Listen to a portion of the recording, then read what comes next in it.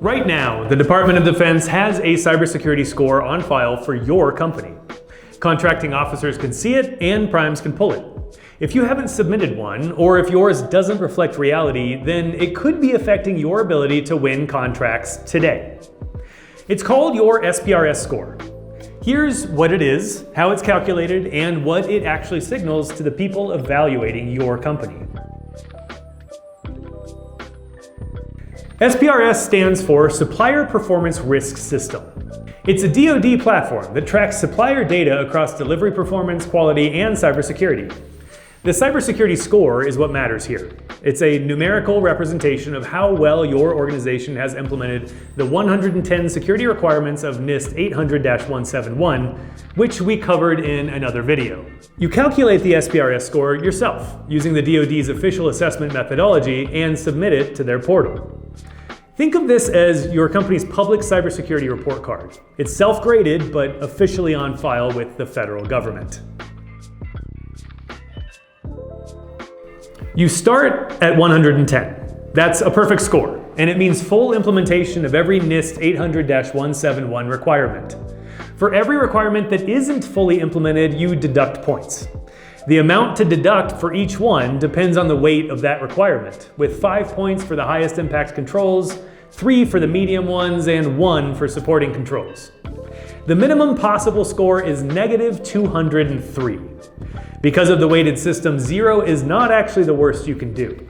You can have so few controls implemented that you actually go all the way down to negative 203. Hopefully that's not you. The highest impact controls, the ones worth 5 points, include things like multi-factor authentication and system boundary protection. If those aren't in place, your score takes a significant hit before you've even gotten to the rest of the list.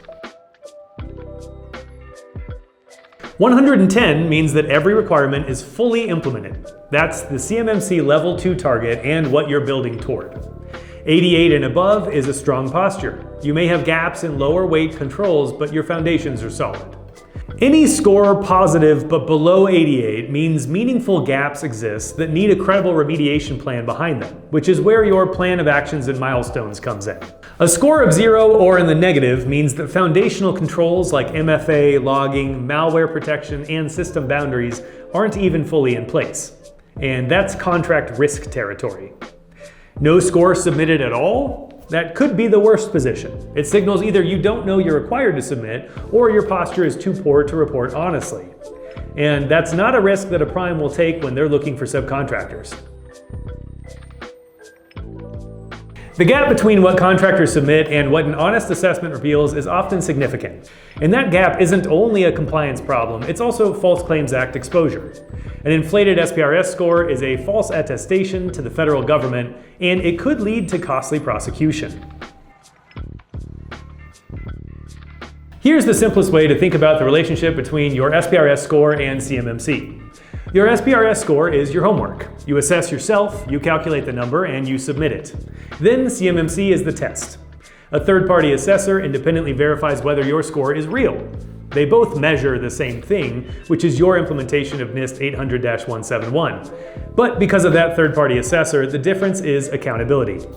Build toward a genuine SPRS score of 110, and the outcome of your CMMC assessment won't be a surprise. Your SPRS score is visible to everyone who matters in your contracting relationships.